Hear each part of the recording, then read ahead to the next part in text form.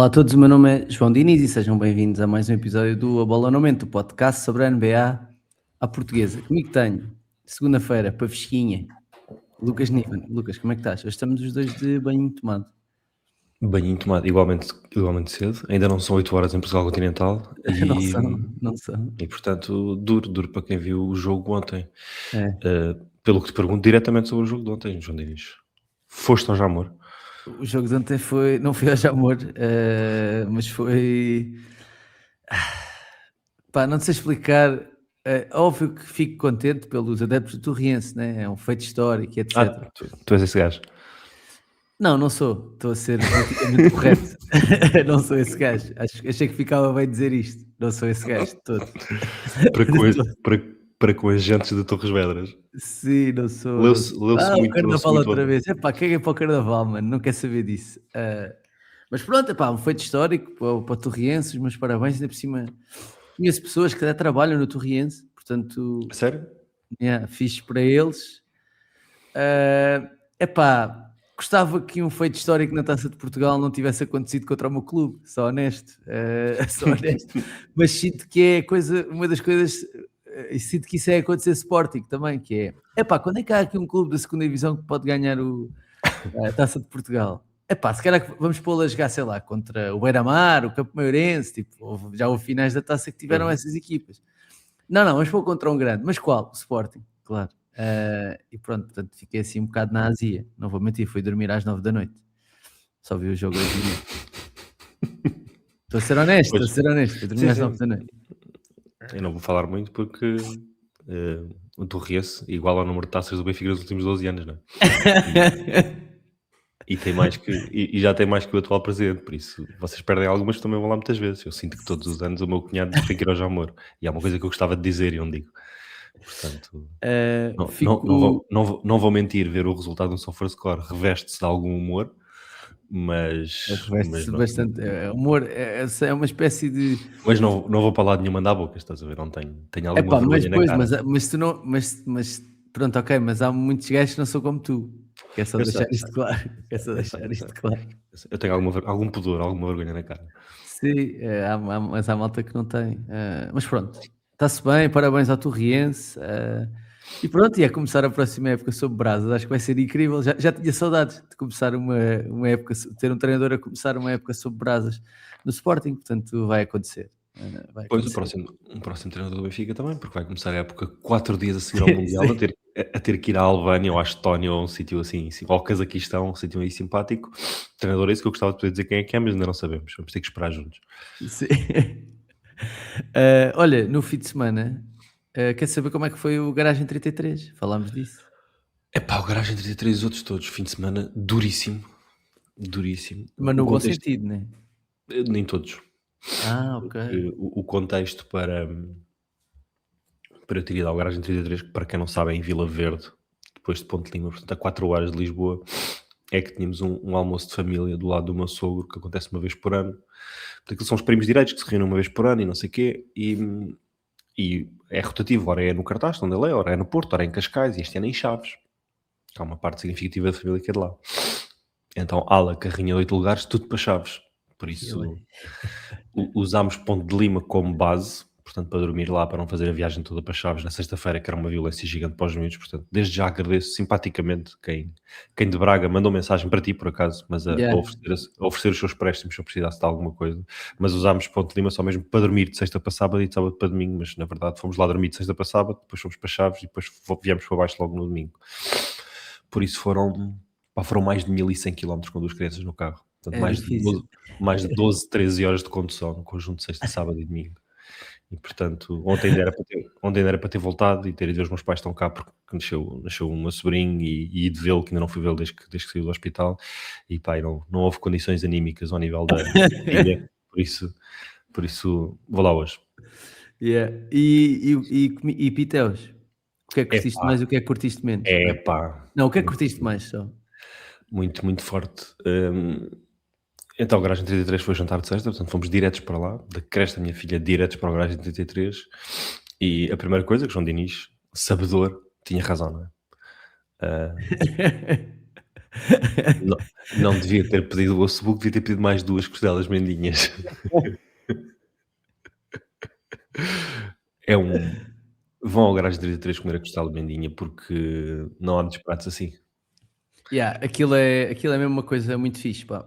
É mesmo bom. É Ok. goloso, É está tudo uma certo ali. Com é uma aquele carne que sabe a arrozinho, felicidade.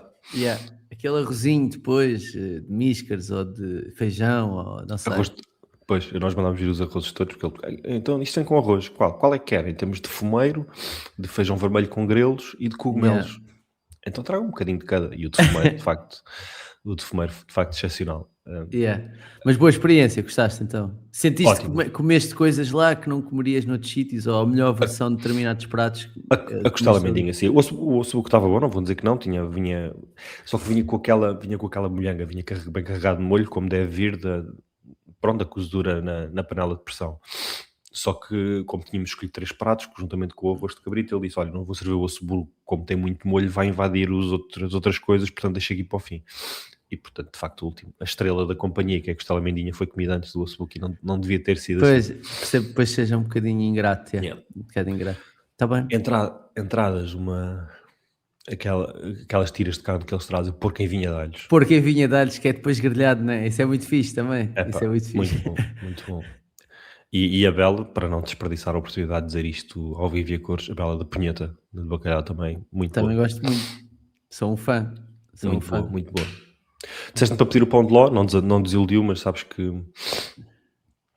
os sogros do meu cunhado têm um negócio de pastelaria, de confecção, como é no Norte, não há pastelarias no Norte, como sabes, há confeitarias. É importante que se diga isto assim.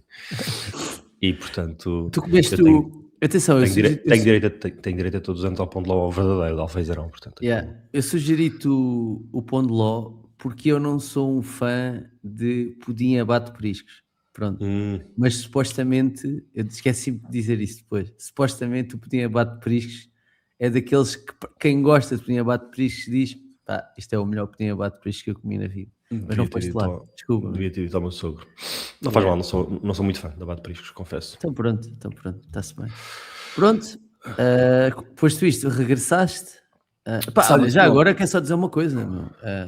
Apesar, e eu já estava a prever isto, que é, porque sou por comida, já estava a prever isto, que foi ontem, o meu pai e a minha mãe e a minha tia vieram cá almoçar a casa. E eu pensei, pá, vamos fazer um almoço, depois ver-se a final da taça, vejo a final da taça com o meu pai. Mas vou já beber e comer tudo, estás a ver? Não vou deixar nada para depois ou para depois do jogo, porque já a prever, estás a ver? Isto depois ainda me vai cair mal. É melhor ser já tudo. Então, pá, fiz um grande arrobalinho no forno, fiquei muito, muito contente com o resultado final. Pá, boa bolha. Um vinho com 20 anos, um vinho tido com 20 anos, e estou muito satisfeito. Fiquei muito satisfeito na altura. Pena que depois, pronto, as coisas tivessem descarrilado. Mas foi bom. Sábado fui almoçar a Chaves, a um sítio que é o Forte de São Francisco, um sítio muito giro, mas pronto, era menu fechado, a comida não é assim memorável. Começou um bacalhau à Zé do Pipo, que é aquela conversa da maionese com as natas, não é o meu favorito, é uma coisa que eu Percebo. não gosto muito. O pernil estava bom, depois foi um pernil, estava bom, e fui jantar a um sítio. Este é para adicionar, quando estiveres em Ponte Lima, não, ou se calhar quando foste ao Garagem 33 passaste lá, que é a Carvalheira. A Carvalheira, não conheço, acho que não tenho isso apontado. Deixa lá ver. Aponta, investiga. A Carvalheira? Uhum. Gostei muito. E é onde? Fornelos? Esse mesmo, Ponte Lima. Não tenho isso apontado. Mas já estou a ver aqui. Ei, mas já estou aqui a ver o estilo. Já estou aqui a ver o estilo. Cabrito? Não? Pernil? Comi talvez o melhor cabrito que já comi. Pronto. Não é arroz de cabrito, cabrito assado no forno, acho que comi talvez o melhor. A Carvalheira. Não, já estava cá guardado, puto. Já estava cá guardado. Não falha. Já estava cá guardado. Não conhecia, não fui, né? Mas já estava cá guardado. Yeah. Também está guardado. E de entrada, vais ter que pedir as pataniscas de bacalhau. Puto. Puto, sim. Mas sabes são redondas, não são achatadas. Posso só dizer uma coisa? Mas são perfeitas. Eu lembrei-me, tipo, tu achava que falaste umas pataniscas de bacalhau redondas em algum lado. Não são pataniscas, são bolinhos de bacalhau. São bolinhos de bacalhau. Eu Tem pouco ovo e dizia pouca pataniscas batata. na carta. Ok, se calhar podem ser pataniscas. Até podem ser, não estou. Mas é num sítio que é o Vítor, que é na Póvoa de Lanhoso, que tem os melhores bolinhos de bacalhau que eu já comi. É um dos bacalhaus mais conhecidos de Portugal, ou mais, se calhar não é conhecido, mas pelo menos é mais Não, os aclamado. bolinhos de bacalhau são pastéis de bacalhau, que é diferente. Os bolinhos de bacalhau são pastéis de bacalhau. Não, Sim. não Aquilo são era mesmo pataniscas. pataniscas. Aquilo era Aquilo mesmo pataniscas. Tinha ovo e não tinha batata. Sim, mas um rácio como deve ser, salsa certa, fritura perfeita. Vais às pataniscas e ao cabrito quando lá fores. Vou às pataniscas e ao cabrito, está combinado. Está bem. Olha, NBA, falamos um bocadinho. Pode ser, depois vim para baixo e comi leitão, claro.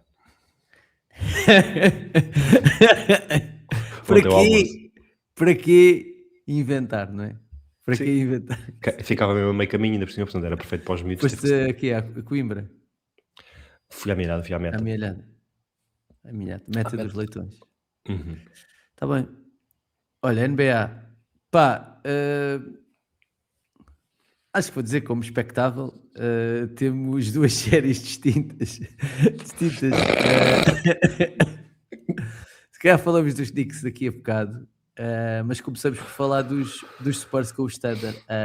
Depois da nossa conversa, eles dividiram os dois jogos seguintes, ou seja, os Spurs, os Standard foram ganhar no primeiro jogo que os Spurs fizeram em casa, ganharam em San António, e ontem à noite os Spurs deram a primeira sova da série. Acho que se pode dizer isto. O primeiro jogo foi bastante desequilibrado. Ainda assim, é engraçado perceber que os dois jogos não começaram de formas assim tão distintas, porque no primeiro jogo os Spurs fazem um parcial de 15-0 e os Thunder acabam por recuperar e ganhar o jogo. Ontem não foi 15-0, mas chegou a estar 23-8. E epá, se calhar não sei exatamente quais é que foram as diferenças, todas as diferenças da primeira para o segundo, mas no primeiro jogo em San António acho que foi batido um recorde ou ficou dentro do recorde de pontos de jogadores do banco, não é? E como é óbvio, tipo, quando tu marcas 70 e tal pontos no banco, epá, é difícil perderes o jogo, né? Teria de ser assim uma coisa inacreditável. Ontem já não foi isso que aconteceu, eu acho que já não sei com quem é que eu estava a falar. Estava a falar na sexta-feira lá na festa da criatividade, não é? Do Clube da Criatividade, com a malta que ouve o podcast, e estava-lhes a dizer que achava que o Embi não ia permitir, estás a ver? Não ia permitir que eles ganhassem cá os dois jogos, e pronto, e ontem não permitiu. vamos dizer assim, não permitiu. Mas pronto, epá, mas queria ouvir, sobretudo. O que é que estás a achar disto? Está a ser uma série apaixonante, eu acho. Está a ser uma série boa e obviamente que despedimos-nos quando gravámos depois do jogo 2 a dizer que o status das lesões do Fox, do Dylan Harper e do Jalen Williams iam acrescentar incógnitas à série, e a coisa correu tão bem quanto poderia para os Spurs e tão mal quanto poderia para os Thunder. Não só perderam o Jalen Williams como também o AJ Mitchell, e os Spurs, que ainda tiveram o Fox e o Harper questionáveis para o jogo 3, apesar de ter ido a jogo, de repente tinham o injury report completamente limpo e de facto não parecem estão na sua máxima força, basicamente. E ontem chegou a dar a mesma sensação de que os Thunder iam buscar o jogo, porque começa 22-8 ou 23-8, como disseste, parecia que os Spurs iam embora, mas às tantas sem jogarem grande coisa, porque o jogo estava mesmo muito difícil para os Thunder, como aliás depois se confirmou no terceiro período. O jogo estava por 9 à beira do intervalo e parecia que os Thunder iam com aquela calma que o SG atrás ao ataque e posse de bola após posse de bola consegue, seja meter o mid-range, porque talvez se calhar o Jokic, o melhor jogador a operar no mid-range na NBA, ou com faltas e na linha da livre vão buscar muitos pontos, parecia que iam conseguir fazer a recuperação, mas aquele triplo do meio campo do Embi quase que mete um ponto de exclamação na primeira parte dos Spurs, e depois um terceiro período, não sei qual é o parcial do terceiro período, é 28-22, ganharam só por 6 esse período, mas acho que começaram também com um parcial gigante, porque em menos de nada o jogo foi para o intervalo por 12, e quando o Mark Daigneault pede o primeiro desconto de tempo já está por 19 ou 20, que foi uma coisa que os Spurs depois conseguiram manter mais ou menos até ao fim. Sim, foram gerindo, o jogo acaba por ficar 103-82, portanto foram 21 pontos de diferença. O Standard a marcar 82 pontos também não é costume. Epá, não sei bem, é muito difícil. Ou seja, há demasiadas variáveis para um gajo estar a prever o resultado final desta série, porque parece que a cada jogo que passa tu pensas assim, imagina, nós gravámos isto eu gravei com o Ricardo, acho eu, depois dos Não, gravaste com o Spurs. Ricardo no início da semana, gravaste comigo depois do jogo 2. Sim, com o Ricardo gravei depois do jogo 1. Não gravámos. Nós não? falámos do jogo 1. Não, Falámos nós do jogo falámos 1 do e do jogo 1 no jogo final da 2. semana. Foi, tens razão.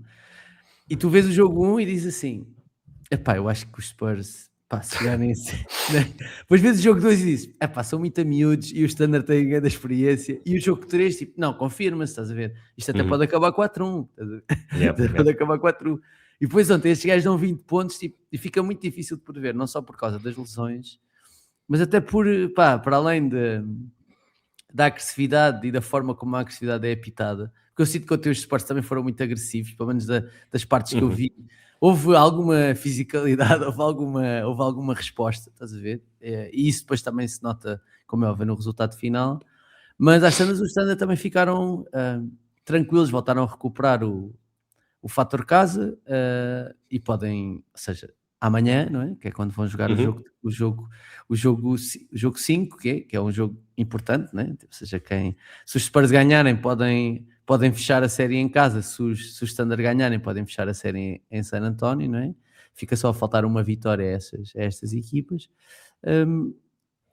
Não consigo prever, não consigo prever. Se me disser assim, o próximo jogo os Standard vão ganhar por 20 ou vão ganhar por 1, ou o Embiid vai marcar 50 pontos e os Spurs vão ganhar, ou o Embiid marca 50 pontos e os Spurs vão perder. Tipo, eu acredito em qualquer uma das coisas, porque acho que tem este nível de imprevisibilidade e como há muitos, os jogadores que jogam bem têm estado bem, as outras figuras, lá está, quando estão bem, podem virar um bocado a sério, não é? O Jared McCain faz 24 pontos no jogo 3, ontem fez tipo 1 em 10 ou 0 em 10, uma coisa assim. Portanto, isso depois também faz diferença, acho eu, não sei. O que é que achas? Sim, Quais é que são as chaves da série para ganhar?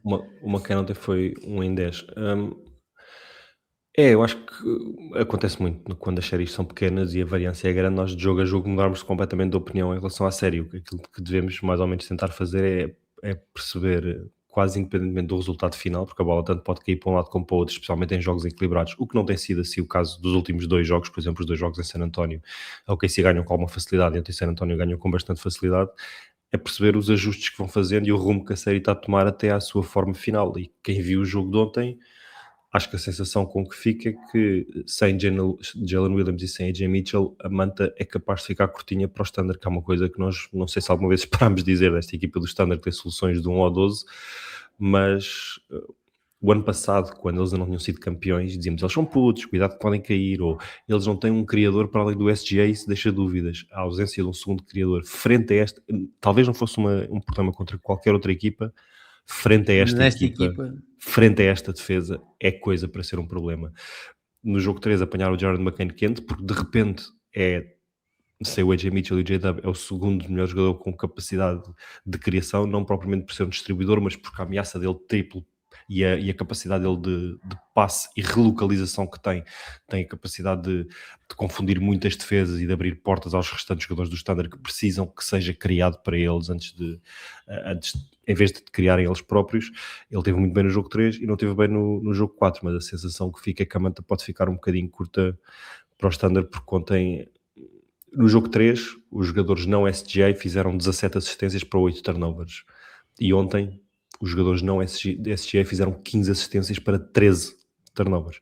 Portanto, a história do jogo está um bocadinho aí, está no que se passa para além do MVP, porque o SGA está a ver a vida difícil, ele tem que pensar 3 vezes. Ele, quando passa o primeiro bloqueio direto, o Embiid está à espera dele no topo do garrafão. Portanto, o Embiid está quase a responsabilizar-se por não vais marcar, mano. Limitar a área de influência dele enquanto marcador de pontos no mid-range. O Castle está a fazer um excelente primeiro trabalho na primeira linha defensiva.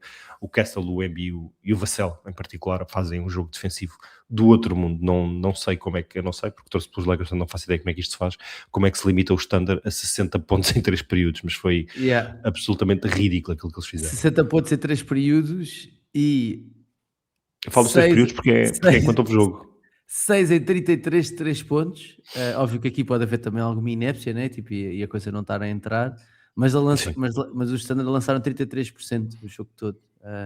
Já para sim. não falar das assistências que não fizeram, né? Como estavas a falar aí bem, estava aqui a ver, os Standard ontem fazem 22 assistências. 22 assistências. Não é Exatamente. assim tão pouco. Não, o problema são os 17 turnovers do Yeah. outro lado. 22 é sim o mínimo exigido, mas o Standard não são uma equipa de muitas assistências, porque o SGA queria Ainda muito para faz ele e vai até 7. ao fim.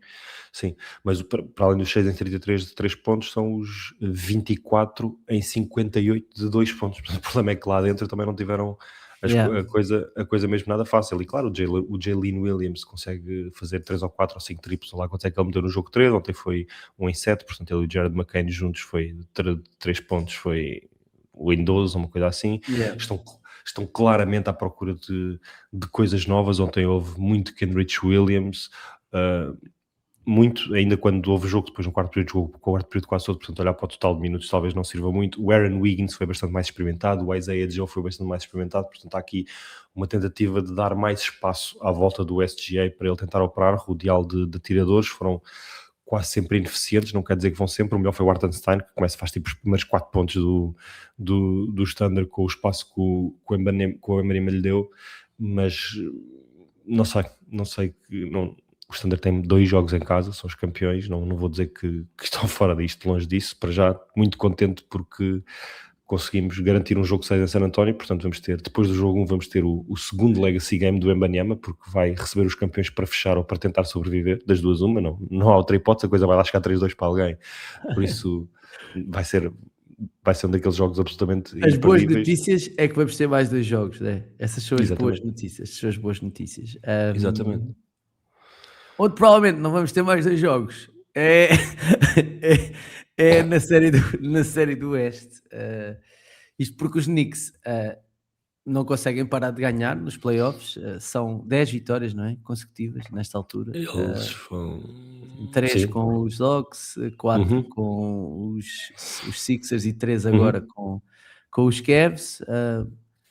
Num jogo sem história, tipo, nem sei bem o que é. Ou seja, os Knicks cavam uma vantagem no primeiro período de 10 pontos, 12 pontos, 13 pontos, e nunca mais a perderam. Pronto. Há ali momentos em que os Cavs depois conseguem baixar para 6, conseguem baixar para 4, mas não conseguiram ir buscar o jogo. E para quem é fã dos New York Knicks, e se calhar nas próximas semanas, não sei se vamos trazer aqui algum fã ou não, já há um rapaz que já veio cá algumas vezes, que é humorista, que é o Pedro Rodrigues Silva, que se calhar merecia vir cá só para contar como é que está a ser ir à final da NBA com os Knicks, que é uma coisa que não acontece há 20 e tal anos, não é? Aconteceu antes do virar do século, e os Knicks não são campeões da NBA há 50 e tal anos. Também não sei se vai ser este ano, mas acredito que com este percurso a malta possa começar a sonhar, né? Porque de repente não é assim tão difícil, né? De repente esta equipa, pelo menos as equipas contra quem jogou na Conferência Este, está a atropelá-los, né? A melhor versão destes 5 e até de outros jogadores, tipo o Landry Shamet e não sei o quê, está a aparecer nesta altura. E portanto, quando as coisas estão a correr bem, isto depois também é muito de momento, né? Do momento que estás a sentir, e claramente isto está a acontecer, mas nesta altura é mais provável que os Knicks hoje façam o 4-0 do que os Cavs façam o 3-1. E por isso, essa é a minha expectativa. É que hoje os Knicks fechem esta série e fiquem de cadeirinha uma semana a treinar à espera das finais da NBA. Eu acho que, como dissemos a semana passada, uma equipa que parece que quando tem a adversidade pela frente, parece que o Max Struz é o tipo com o maior cão dentro dele, e que uma pessoa olha para o Donovan Mitchell e para o Harden e para os 2 bigs e não há ímpeto, a carótida não está saliente como está com o Embanyama sempre, por exemplo.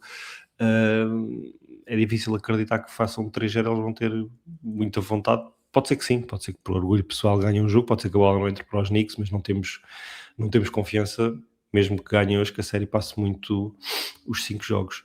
Lembras-te de um campeão de conferência ter uma viagem tão tranquila até às finais como os Knicks estão a ter este ano?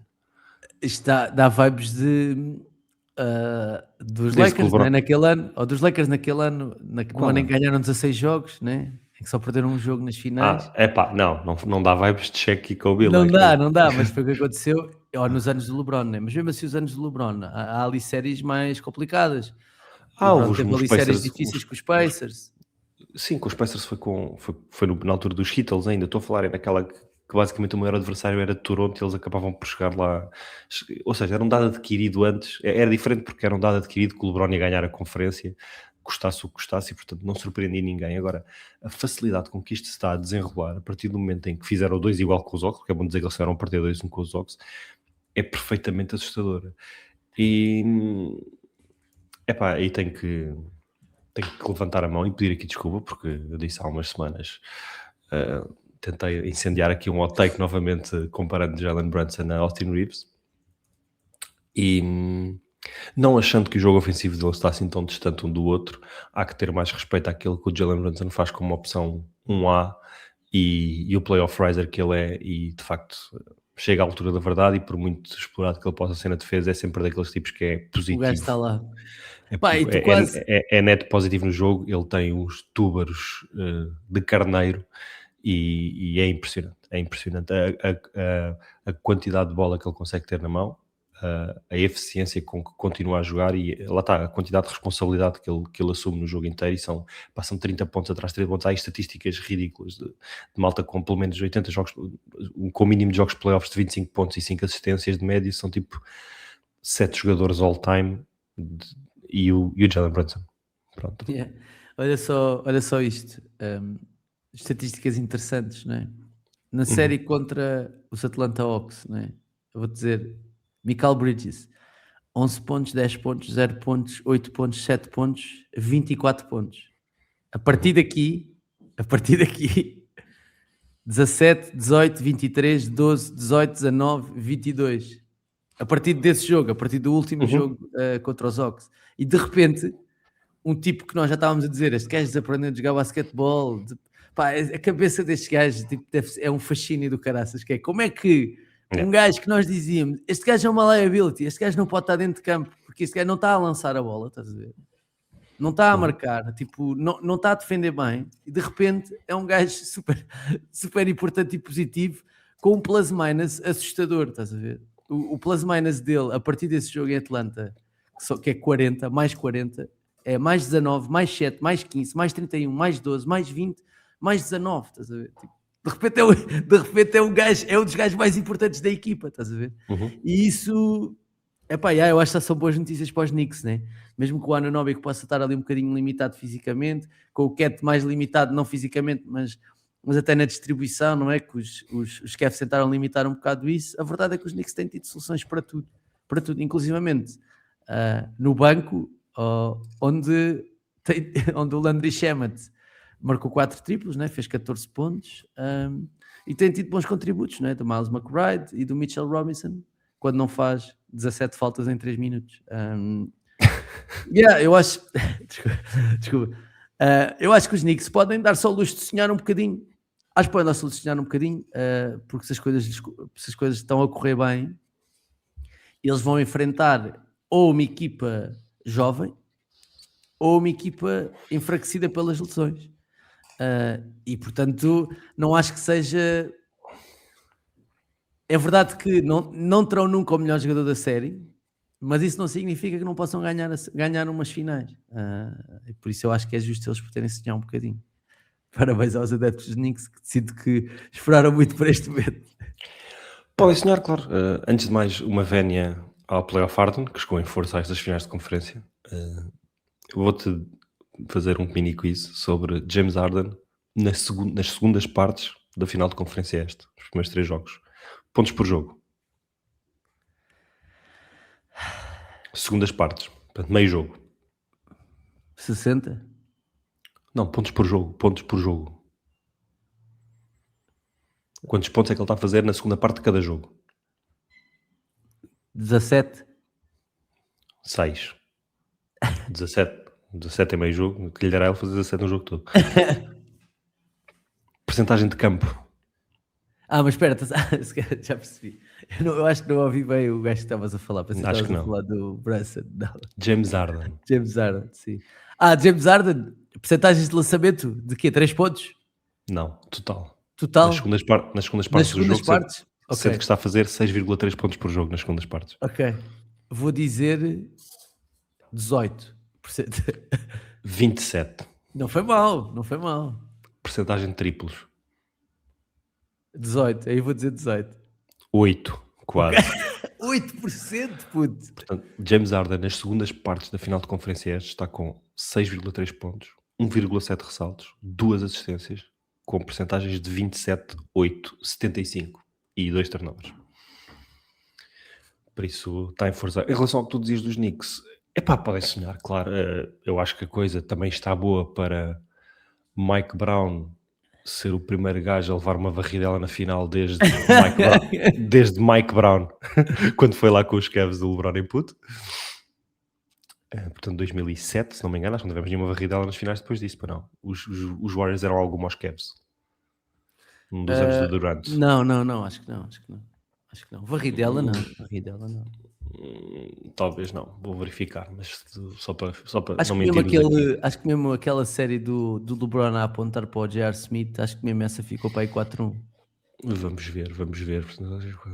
Sabes essa? Não, no segundo ano do KD ficou 4-0. Yeah. Ficou 4-0? Então foi essa. Ficou. Então é essa, Foi, não é que eu estou a dizer. é essa que é o primeiro vai a prolongamento com o erro do J.R. Smith, acho que é esse. O mimo do LeBron. Pronto, ok. Não sei se ficaria 4-1. Não sei se ficaria 4-0. Acho que os Knicks não... É difícil de jogar no Madison Square Garden. É difícil. Os Knicks é uma coisa interessante, que são das poucas equipas que na fase regular ganhou aos Spurs nos minutos do Embiid, que é uma coisa que quase ninguém consegue e que manifestamente os Thunder não estão a conseguir. O Wembanyama mal vai para o banco e normalmente o Stephon Kessel vai junto com ele, porque o Mitch Johnson opta por entregar a bola ao Dylan Harper e ao De'Aaron Fox quando o Embiid está no banco.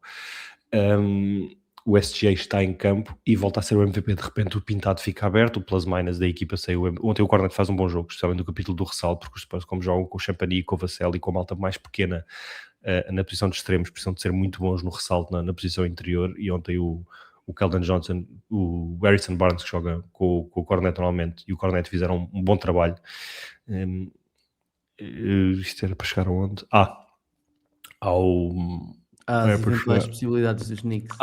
Dos Knicks ganham os minutos do Embiid em campo e ganharam-lhes a famosa taça. Portanto, se forem os Spurs, há esperança por aí. Se forem os Thunder, lá está, se chegarem a ser o AJ Mitchell e o J-Dub, a coisa parece estar sempre mais ou menos com uma hipótese. Não auguro nada de bom, mas lá está, é a maneira como a liga está desenhada. Os Lakers e os Spurs no início dos anos 2000 também andavam a comer-se vivamente na Conferência Oeste e depois estes Pacers do Jalen Rose têm hipótese, os Nets do Jason Kidd têm hipótese, mas depois na verdade não tinham muito. Os Sixers do Allen Iverson têm hipótese, os Knicks, sem o Patrick Ewing, têm hipótese, mas depois víamos a ver e não tinham bem hipótese. Era outra divisão. Sim, se calhar estes Knicks podem ser, não sei, equiparados a algumas dessas equipas dessa conferência, né? Que eram equipas que tinham normalmente um 5 inicial forte, não é? Tinham alguns jogadores bons, mas não era suficiente. Esse 5 dos Pacers era bom, essa equipa dos Nets era boa, não é? Tinha 2 All-Stars, era uma boa equipa, não era uma equipa qualquer. Contra uns eventuais Thunder é um matchup curioso porque fazem, apesar de não serem iguais, porque depois as individualidades são bastante diferentes, é uma equipa com a mesma filosofia destes Thunder, sem o Jalen Williams nem o AJ Mitchell. É um peso enorme do que acontece no jogo sobre o seu base, que vai ter a bola, todas as posses de bola várias vezes. Ali uma dupla interior em que há um jogador que consegue fazer mais coisas no desenvolvimento do ataque, o Cat de um lado, mais tração à frente, o Hardenstein mais na distribuição e a defender, um poste com pendor essencialmente defensivo, o Mitchell Robinson do lado, o Chet Holmgren do outro, e depois vários jokers de parte a parte, sendo que o Mikal na fase em que está e o OG parecem dar mais garantias do que o Caruso ontem, que faz 4 faltas bastante rápido, o McCain que está on e off, e o Aaron Wiggins e o Zay Jones que eles estão ainda à procura. Uma última palavra para Ludort. Apostas para o próximo clube de Lugansdort? Los Angeles Lakers? Não sei, mas é um jogador que é um dos sobre quem recai a dúvida na continuidade no Thunder, agora com a subida dos salários do Jalen Williams e do Chet Holmgren, nós temos que fazer algumas escolhas difíceis. O Ludort é um dos nomes que pode cair e ele tem aquele corpo, lá está, o Ludort tem aquele corpo para parar aqueles extremos grandes com bola que começaram a aparecer desde que o LeBron apareceu, não? Os Paul Georges, os Kawhis, aquela rapaziada toda. E ele nesta série não tem centímetros para o Wembanyama, porque o Dort aguentava-se bem com postos, porque como é muito, muito forte e tem o centro de gravidade baixo, conseguia empurrá-los para fora do pintado. Mas aqui frente ao Wemby, o Dagnall nem sequer tem tentado, porque o Wembanyama lança só por cima dele e finge que ele não existe, e não tem, parece que perdeu um passo no perímetro e não consegue acompanhar de todo o Fox e o Harper, portanto está a ter uma série muito difícil, a utilização tem baixado e o Dagnall tem gradualmente perdido um bocadinho a confiança nele, portanto vamos ver que costuma ser que isto nos playoffs é que somam as grandes decisões e que o pessoal que vai draftar agora no final de junho está a olhar para estes playoffs a perceber que jogadores é que nos ajudam mais quando o basquetebol é a sério, porque realmente o desporto é cada vez mais diferente entre a fase regular e os playoffs, e o Dort não está a ter uma... Mas eu acho que ele irá para, não acho que ele irá para um contender, para uma equipa que ele está por coisas. Acho que depois o standard mandam para quem lhe der mais retorno, não é? Ok, mas não achas que essas equipas têm espaço para ele? Sim, eu acho que é um Depois jogador dessas, útil. estás a ver? Ou Sim, seja, é um claro, gajo claro. útil, é um gajo útil, Claro, não claro. é tipo, ou seja, eu Claro. também não sou super fã, mas é um tipo útil. Se calhar esta temporada não fez uma temporada particularmente brilhante, mas durante algum tempo era um bom lançador, e é um defensor daqueles que Não, dá jeito de ter. sim, é um dos grandes wins. Não vai parar os wingstoppers. Phoenix Suns, puto. Dylan Não, Brooks e Lu Dort. é um dos grandes wingstoppers do campeonato. No ataque tem que ser tudo feito para ele e fica a espaçar no canto e depois os triplos às vezes caem, às vezes não caem. E o ano passado no jogo, num dos jogos com os Nuggets, não lembro precisamente qual foi agora, acho que foi o 4, que eles estavam a perder 2-1 e empataram 2 igual, empatam graças aos triplos do Dort que caem. É óbvio que fazer o paralelo com os Lakers e viver ali à custa de Luka Doncic enquanto defende por ele nas outras posses de bola é um cenário que faz bastante sentido, mas também não me cheira que o Presti esteja ansioso por mandá-lo para Los Angeles para ajudar o Luka. Sim. Muito bem. Olha, vamos às odds que não mentem dos nossos amigos da Betan.pt, escolha do consumidor e marca 5 estrelas em apostas esportivas. Pá, hoje, o que é que quer trazer? Porque estamos a chegar. Quer trazer as odds do Mundial, puto. O Mundial é a minha competição desportiva favorita, a seguir à NBA, como é óbvio, né?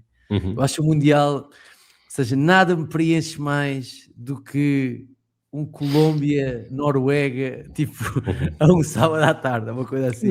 Noruega não vais ter, mas Colômbia e Uzbequistão arranja-se. Vais ter Noruega. Não, Colômbia e Noruega. Não no mesmo grupo, sim. Colômbia e Uzbequistão. Tipo, eu gosto disso e gosto sempre das histórias boas que surgem nos mundiais, não é? Tipo, eu tenho memórias boas, sei lá, do Senegal em 2002, né? Que foi uma grande, foi uma boa história. Jogo de abertura. Ganhar os campeões do mundo no jogo de abertura. Ganhar à França. Eu gosto sempre dessas histórias, estás a ver? Então,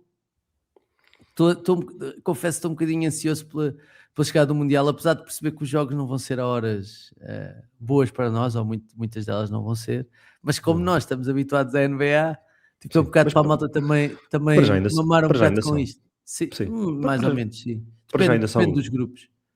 Sim, exatamente. Depende dos grupos da zona horária em que estiverem a jogar. Qual é a tua opinião sobre o aumento de 32 para 48? Eu percebo que seja um money grab e que possa... Não. e que possa... eu acho que é tão bom... Eu acho que é tão bom que eles ainda nem testaram e já estão a anunciar 64, talvez, na próxima edição. Bem, eu acho isto, puto. Eu acho isto que é... eu não acho que o Mundial vai perder irrelevância por causa disso. E isso é o principal. Sim. Isso é o principal. Não vai perder relevância. Pronto. Ou seja, vai continuar a ser a competição de futebol mais importante do mundo. Claro, até porque agora pode haver jogos mais desequilibrados. Pode haver jogos já houve campeões do mundo com menos de 32 equipas e não têm menos valor por causa disso. Pode haver jogos mais desequilibrados. Isso confesso que sim. Não me parece que seja com Portugal, não é? Porque Portugal historicamente não gosta... eu acho que o Uzbequistão e o Congo estão-se a preparar para levar ali com o Homelander em máxima força. Não sei. Eu não vou com essa confiança toda. A história portuguesa não é essa. Eu não vou com muita confiança. Aliás, é um Mundial bastante aberto, parece-me. O que, por um lado, dava... em tempos mais áureos, anímicos da nossa seleção, estávamos todos excitados e com muita vontade de sonhar, mas eu acho que a Fernando Santização da seleção retirou-nos um bocadinho a alegria de ver jogar a seleção, coisa que este camarada espanhol não tem feito por melhorar muito, eu diria, pelo menos na qualidade de jogo face ao talento que apresentamos. Sim. É uma coisa mais ou menos sofrível. Deixa-me adivinhar. Favoritos. Deixa-me adivinhar. França. Espanha. primeiro. Espanha primeiro? Não, 5,20. Mas não sei se o Lamine- 5,20, 5,20. Não é uma odd não a sei se o seguir Lamine lá França, chega. é. Não Seguir sei se o França. Lamine lá chega a horas disso. Não sei se chega a A horas disso. França que é absurda, não é? Tem se calhar o melhor plantel Tem o melhor do plantel do mundo. Mundial. Sim. 5,70. E a seguir, Argentina? Inglaterra, É sempre supervalorizada. 7,10. A Inglaterra são os Lakers das casas de apostas, normalmente. Tem muita gente a meter lá dinheiro, portanto a odd é artificialmente empurrada para baixo. A seguir, duas equipas com a mesma odd, 8,50. Uma é a Argentina Uma é a Argentina e e outra, a outra, não sei. Ok. Brasil. Jesus. Estava a aguardar o Brasil ainda, mas pelos vistos. Portugal a seguir, 10,25. Alemanha, 14. Países Baixos, 18,50. Noruega, 27. Bélgica, 32. Suíça, 37. Colômbia, 45. E pronto. Depois a partir daí Não já aparece Marrocos aí? Não aparece Marrocos aí nas primeiras? Não, é Marrocos. Ou seja, Marrocos está a seguir, desculpa, Marrocos está com a Colômbia, 45. Ok. 45. Tem Bom, sido muito já apreciado sabem, pelas se casas quiserem de apostas. apostar. Sim. Quem é que gostas daí? Diz lá. Daqui, gosto da odd de Portugal, 10,25, parece uma boa odd. Estão deixando os vão-se olhar. Não desgosto da odd da Alemanha, 14. Pá, a Alemanha... Quando ninguém está à espera, ninguém está a jogar nada, vão lá É e ouvem e fazem isso, qualquer coisa. é isso. E continua a ter bons executantes, a Alemanha, não é? Óbvio que não é a Alemanha que já foi, mas continua a ter bons. Pá, Argentina, campeã do mundo em título. Começa a ser ilusionado ontem no último jogo pelo Inter de Miami, vi. parece que foi só preventivo. Mas acho que a França, este ano dá a França, em princípio. Parece-me que a Argentina vai um bocado em modo greatest hits, com muita gente do último Mundial e não sei se era hora para isso. Vamos ver. Yeah. Bom, este aqui de repente ficou escuro porque há um elevador de obras a passar aqui na minha varanda e de repente entramos na penumbra. Ora, lembras-te do spot da hora Coca-Cola Light? Era às 4h30, não é? 4h30. A hora de Coca-Cola Light, que era um gajo todo musculado, não é? Aparecer no elevador de obras, exatamente. Yeah. Bom, já sabem, se quiserem apostar nestes ou em quaisquer outros desportos, podem fazê-lo em betano.pt. Escolha do consumidor e marca 5 estrelas em apostas desportivas. Vamos avançar, temos 2 perguntas da bancada. Diz assim o Pedro Santiago: se ainda forem a tempo, vão ter de comentar o jogo criado pelo Dylan Brooks para o SGA, por favor. Não sei se vocês estão a par disto, se a malta que está a ouvir está a par disto, mas aparentemente o Dylan Brooks criou um jogo. Ainda bem que eles são companheiros de equipa na seleção. Tipo, eu não penso, um jogo em que basicamente goza com o facto de ele ser um flopper, né? ou exagera isso. Pá, não percebo, meu. Um gajo está só desocupado e decide fazer isso. Não sei, não tenho grande coisa a comentar. É aquele jogo conhecido em que o objetivo é fazer uma operação, uma cirurgia a um boneco e o boneco está furado, portanto tem um caminho que nós temos de passar com um pau metálico e se tocarmos em alguma coisa aquilo começa a abanar por todos os lados e perde, só para quem está em casa e não souber eventualmente ver. E pronto, neste caso o boneco é o SGA e se lhe tocarmos, perdemos. Um abraço para o Pedro. Um abraço para o Pedro. Diz assim o Daniel Rodrigues: amanhã, segunda-feira, vou ver o AEK Aris, jogo da Negra dos quartos do playoff. Queria perguntar se tem algum jogador que eu tenha a ter mais atenção, caso o podcast saia amanhã. Vou ver apenas por cortesia, não consegui bilhete para a Final Four da Euroliga. Obrigado. O Aris é aquele clube que foi agora comprado por um milionário, não é? Que estava lá que o Giannis tem de ver a ver os jogos, né? O Aris de Salónica. Sim, eles têm gente conhecida, eu não me lembro. Teve lá um americano, não sei quem é que lá teve. Tem que ver.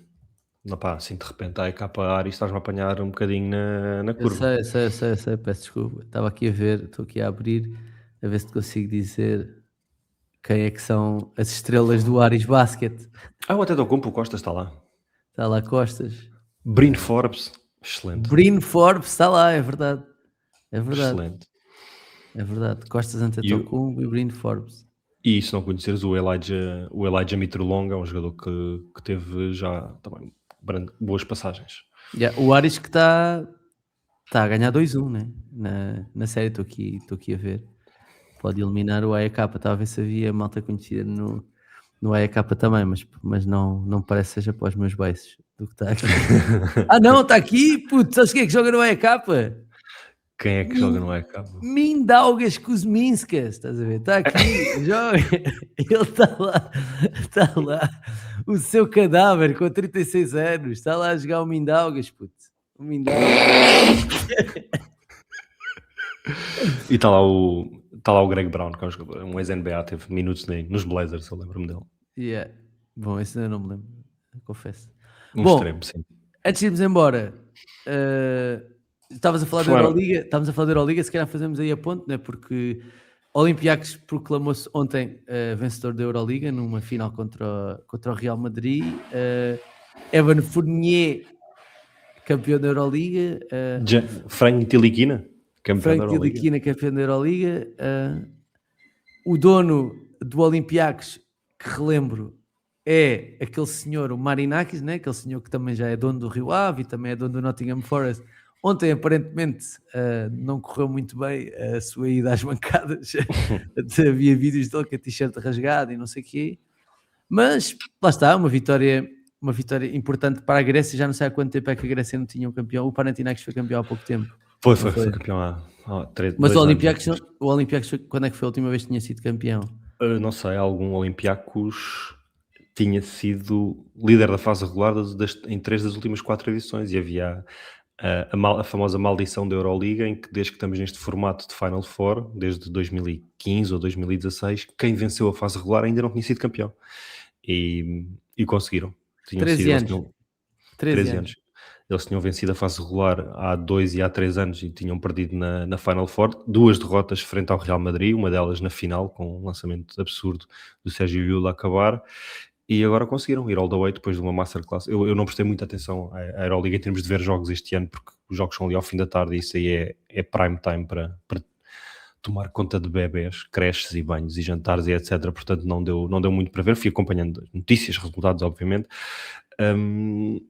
E por isso, depois de uma masterclass defensiva frente ao Fenerbahçe, que ganharam... O Fenerbahçe marcou tipo 40 pontos nos primeiros 3 períodos. Foi ridículo. Na final tiveram que dar uma reviravolta. Eles ganharam a final por 5 ou 6 pontos e tiveram que ganhar o último período por 11. Ficou 31-20 o quarto período frente ao Real Madrid, porque também tem ali lances livres à mistura, depois para o Real tentar nas últimas posses de bola. E a verdade tem que ser dita, não houve alguma falta para com a verdade esportiva na final, porque o Real Madrid tem 2 lances no final do jogo em que consegue provocar turnovers ao Olympiacos, e em ambas as posses de bola os árbitros dão falta defensiva ao Real Madrid, e o turnover que o Campazzo provoca é mais limpinho do que sei lá o quê, e a backcourt violation que eles forçam a seguir. Portanto, no primeiro turnover é uma reposição de bola para o Olympiacos em que estão a ganhar 82-80, se não me engano, estão a ganhar por 2 pontos, e o Campazzo recupera a bola e os árbitros dão falta e de repente fica 84-80 porque o Olympiacos converte os 2 lances livres, e na posse de bola seguinte diz: essa do Campazzo, acho que podemos, aceita-se um bocado, meu. O gajo está tipo com o gajo está com o antebraço nas costas dele, tipo, isto é possivelmente a primeira e única vez que eu vou defender o Real Madrid e arbitragens. Aliás, o Olympiacos tem muito de que se queixar em jogos com o Real Madrid na Euroliga, isto já para não ir ao futebol. Eu não tenho simpatia nenhuma pelo Real Madrid. Tenho asco até. Alguma simpatia. Tenho algum asco pelo Real Madrid e pelo que ele representa enquanto clube. Mas há que dizer que se eu fosse adepto do Real Madrid estaria estragado com F maiúsculo e não foi bonito de se ver. Não foi bonito de se ver. É horrível quando vês que os árbitros podem ter tido influência em algum resultado, e se nós vemos isso às vezes num jogo de NBA, a série é a melhor de 7 e o melhor vai acabar por ganhar. Aqui é a melhor de um, é mata-mata, e foi... Acho que ficou manchado. O Real Madrid, que passou tipo metade da temporada em lugares de play-in e fora do play-off, até conseguiu subir na fase regular até ao segundo lugar, fez uma recuperação espetacular e teria sido uma bela história, mas ficou para os gregos. Mas o Real Madrid perder nunca faz mal, atenção. Estamos cá para isso. Sim, mas o Olympiacos tem uma grande equipa, não é? Tem ótimos jogadores. Sim. Tem muita malta que passou sempre pela NBA. Sim, eles têm quase sempre... Sim, as equipas, as 2 principais equipas gregas, o Olympiacos e o PAOK, são absurdos de quase todos os jogadores, no plantel inteiro, quase todos os jogadores têm experiência da NBA. A Euroliga está a um nível ridículo. Antes de irmos embora agora, já saíram as All Defensive Teams e as All NBA Teams. All Defensive Teams, First Team, Wembanyama, Holmgren, Chet Holmgren, Ausar Thompson, Rudy Gobert, Derek White. Second Team, Scottie Barnes, Kaysen Wallace, Bam Adebayo, OG Anunoby e Dyson Daniels. Só dizer que o Nemias teve votos, né? Teve 8 pontos. Uma votação para a primeira equipa e 6 votações para a segunda equipa. Ainda teve aqui alguma malta à sua frente, vamos dizer assim, que podia entrar. Tem 1, 2, 3, 4, 5, 6, 7, 8 jogadores à sua frente. Jalen Duren, Lou Dort, Evan Mobley, Chris Dunn, Tumani Kamara, Draymond Green, Amen Thompson, Stephon Castle. Se calhar, se a votação tivesse sido agora, sim, o Stephon Castle se calhar estava lá pelo menos pelo Dyson Daniels, de certeza. Mesmo se houvesse uma third team, não ia dar para o Nemias. Portanto, fim do sonho de o ver numa All-NBA team. É pena, há aqui alguns nomes com que discordo. No geral, sabíamos que era muito no limite ele entrar ou não, e não deu. Não deu. Sobre as All-NBA Teams, First Team,